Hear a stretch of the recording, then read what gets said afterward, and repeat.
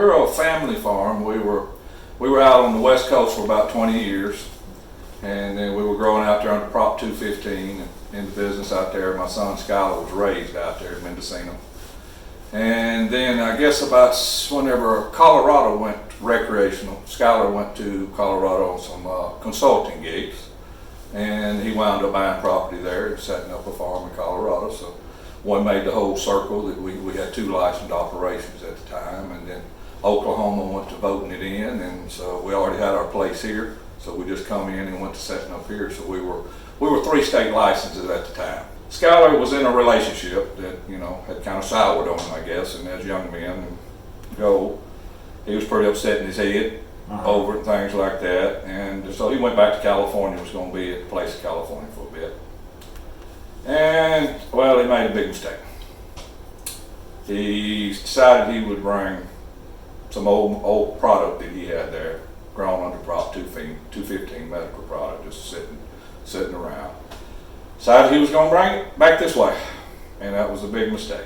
And so he did. He loaded it, and then he got caught in Amarillo, Texas. And by product, we're specifically talking about the marijuana, like pounds of flour. Yeah, well, pounds of flour, basically pounds of flour. Yeah, some pounds that he had left over, and stuff. It was older product. And like I said, he got stopped. He got caught in Amarillo. And well, Texas is illegal. We all know that. Which, it was something that he shouldn't have done, but he did. But the way it all played out in the end, though, overall, they wound up getting a sentence that was just crazy for this day and time for this. He should have only had at the maximum. In the federal level, there's no parole, no probation, so it would have been a probational level in most situations in state. But under federal, since there is no probation, there was definitely going to be time to be done. But, it was looking at in the 24-month ranges and things like that. Should have been. So, well, when they went to looking into Skylar's been a very enterprising young man. Like I said, he was raised on the West Coast. And so as legalization came, and what he had learned was legal now. And he's gotten very, very good at setting up companies and setting up facilities and getting compliant, dealing with the local officials and all of those things over. And so they found out, of course, he had interest in three licenses. In 3 different three states. licensed legal states Right. that he had interest in, owned interest in those licenses and the operations. Basically what it come down to was at sentencing and things, Skylar, made a plea with them. And at sentencing, they basically used his legal interest as relevant conduct, they call it. On the federal level, it's a point system when you go to sentencing, and it's by criminality or your past or things like that, it adds it up, further. And where Skylar should have been at 1 point system, would have placed him at a maximum of 24, 27 months, something in that area. It actually, they pumped him up to 60 months, $150,000 fine. Skylar's never been in trouble before. It's a first timer, and it was all based on his legal actions. Just the action that was there would not have shut him down. So it's pretty much now he's sitting on a 60-month sentence, and there's appeals going on that, and that's pretty much where that started with there. But when they found out about the operations in Colorado and stuff, there we had a large amount of product of marijuana in the barns and all that was on matrix tracking system, and we were following all the rules of MAID, which is the Marijuana Enforcement Division of Colorado. And so they came out one morning as my wife and I was there. My wife is the other half of the ownership of that company. As we were there up then, had pulled tests and opened the metrics up the evening before and pulled tests.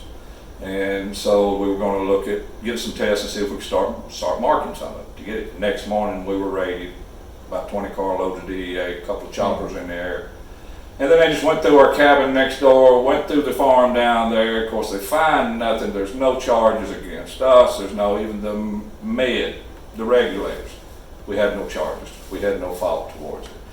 But they decided they'll take the inventory. So, I mean, we'd done struggled for 3 years worked hard within that county. County commissioners and working people in that county knew that Skylar was a hard-working young man to put this facility together. And that county was counting on the taxes like they all are. They're all looking for the money. And then to turn around and strip that out of for something that he done that had nothing to do with it. I can understand coming out with for an inspection, you know, and seeing if the product was there. Was he taking this product from there? That's what their point was, you know, but it wasn't. It was all there. But then still take it. And so that pretty much just, you know, put that company out of business. And what would the value of what was taken, what was the, let's say, the retail value on that? The retail value on that would have been at the wholesale level, selling it just all as whole flour as processors. At the time, whole flour was bringing about $200 to $275 a pound. So it would have been approximately 3,300, close to 3,400 pounds there. Because they're close to a mill, you know, between 800,000 and $1 million of gross. Now that gross is broke all up, you know. At these points, we weren't going to be seeing really any money, you know, at that point, you know, because of all the profit situation. The 22.5% of that would have went to the state and the county. That was to them. So they saw no need to file any charges. They saw nothing illegal. And then, like I said, in the med regulators, were never, you know, said we were out of line on anything. Everything was there, you know, under metrics. It was under a tracking system. It was there. All it could have been done, and really could have been done, is come on in and look at the stuff. It's still here. Are there any med regulations being violated? If not, it's still here. You know, I mean, all they were really looking for the most, of course, financial documents and things. The biggest thing after looking through financial paperwork is, where's the money? Well, what damn money? There ain't no money. You see, look at the records. All the records were sitting on the desk down at the farm. Everything, all the taxes had done been paid on it and every damn thing else, you know. They wanted the money. But what I can tell you though is, if it had been $1 million there, taxes paid on it, clean money. Well, we can't bank. So what are we supposed to do? But if we'd have had it hidden around the house, they'd have dug it up and they took that too. They took the safe, they found our safe down at the farm and they brought it to the cabin where we were. And of course, they took them an hour or so to find the right keys, and it kind of was upset, and they figured we knew where a key was or whatever. And I said, I don't know where a damn key is, but you know, if you're looking for money, ain't no damn money in there, because there ain't none. So, you know, they worked on it for about an hour, and finally he found the right key. So before he picked it up, he had to have somebody looking at him. Of course, disappointment all over their face when they opened up, because there ain't no money. That's what I told you guys, there ain't no damn money. There ain't no money in it. But the point of it is, they could have took it. Yeah. They would have took it. And that was the main thing they wanted. You know, we had recreational license in California, we had recreational license in Colorado. Here is medical. But there was no diversion. They found it. It was there. So there was no reason. That's why there was no charges. This is a precedent-setting case because never before has someone's legal recreational licenses been used against them for relevant conduct for sentencing before. Yes, that's what we understand. Relevant conduct. Well, I was reading the appeal, and he was not allowed any objections, and no evidence was allowed into the court. Than what he stupidly done to do that. But it damn sure still don't deserve the sentence that he got, and it goddamn sure don't deserve sitting there where there's a death sentence that could possibly happen. My biggest point that really gets me over the whole thing, of course, and worried about my son and sitting in prison now and this virus thing going on, he's definitely put in account his trustee status, of course, and works down. He's at a prison down in Pensacola, Florida. Yeah, what's the name of the place? Softly Field. And it's a camp. He works over on the military base and stuff. But with this virus and thing going on, you know, I've been hearing all over the country, and there's been memos handed out to start releasing a lot of these folks. And when you look at the situations they're in down there, I mean, there's no way to distance these people. They've quarantined them, and we're hoping they're quarantining them to let them all out, or are they just looking through which ones? But they're quarantined them to 14 days, and I mean, there's no distance between you at all in any way.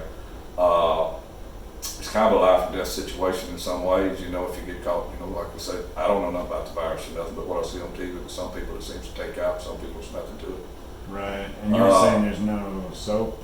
Yeah, and you know, they're letting them shower once a week is when they take them. out to shower. Of course, they're delivering their meals, I believe I've been told, to the cell block there. And I think he's in dorms, and I think it's 10 or 12 or something in dorm rooms, so they're confined to their dorm rooms.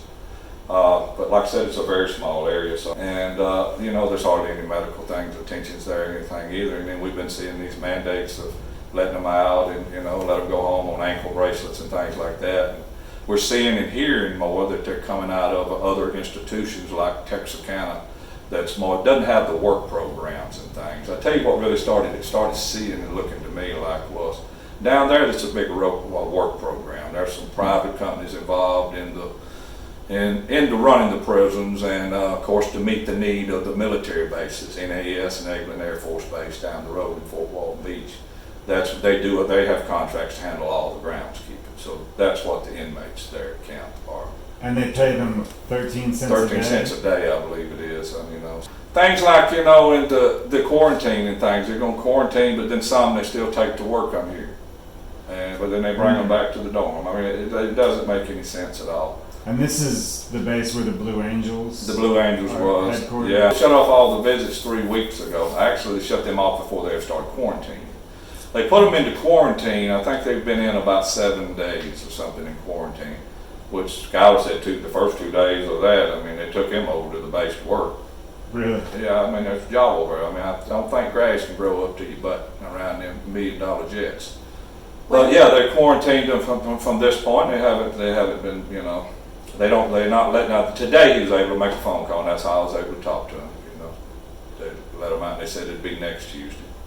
So once a week, they'll let them have a phone. It's a federal prison, but they have a private company has contracts of running and doing certain things with it, you know. And so it's not, there's someone whose financial best interest is in not releasing. Right, there's 700 something inmates in this institution. I ain't heard of none of them walking out yet. And every one of these inmates here are trustee status, or they wouldn't be there. Trustee status, drug crimes, or they say about a third or so blue collar. Nobody's getting out of here yet, you know what I mean? And but we're hearing in other institutions they are, like at Texarkana and things like that going on. I know it's going to take time if that's what they're planning to do, and they're categorizing them down. But I mean, you know, how much time does it take to get them out? Or I mean, you know, or does it take people to go to dine and drop it in there? And you know, the guards down there, I'm sure they're worried coming in and out of there. They're the one, they'll either bring it in, and if they get it from there, they're taking it to their families. And like I said, I'm just concerned that they're not trying to make moves at all because they're money makers. I mean, it's a money making thing.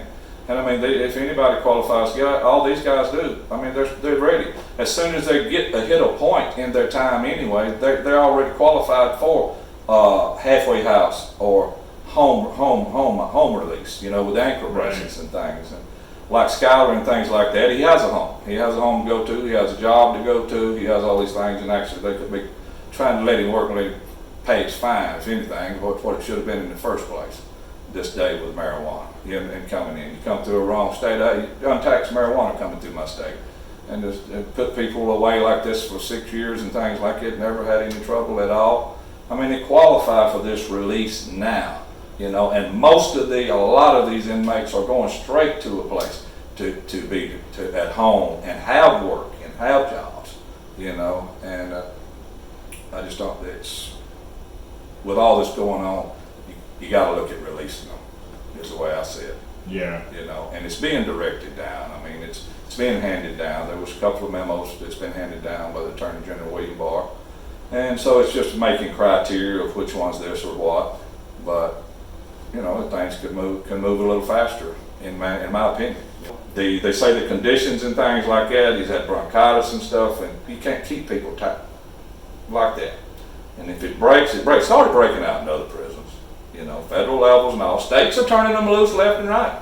State of Texas has been turning them loose quite a few. Actually, some lawsuits against an institution in Texas I hear down here about some of the unsanitary issues that they're dealing with, and not. So I mean, I just don't understand why a federal prison camp with everybody in that camp trustee status, or they would not be there, that they're not releasing them. How are you keeping this from them, or if it's there, from military and civilian workers in there, and then the guards? You know, there's no way. I don't see why they're not moving them out faster and faster. At least let them go till the shit clears. There's no hand sanitizers, there's none of that. Hell, from what I understand, in the federal level around here, they don't even let them have bleach. They don't clean with bleach. It's just crazy. It's really crazy. And like I said, it's not just him. I mean, it's everybody out here. This drug thing, period. But damn sure the marijuana. I mean, we're right around the damn corner from being fully legal. We're deemed essential businesses. Mm-hmm. You know, stores can stay open. I got a letter of essential to move around in Oklahoma to deliver medical, marijuana, cannabis to these places. But then again, even on that, small business loans and things to prop us up. Nah, we don't qualify. Don't qualify at all, but we're essential. It's just crazy. And the bottom down line is, at any moment, the federal government could come kick your door down just like they could ours, throw us all to the damn ground. This is hugely important, and it's important to what we're doing, and you know, in the cannabis movement, getting federally legalized and getting our businesses in a better angle and everything, you know, and getting my son released and all the others that are in there for the same damn things.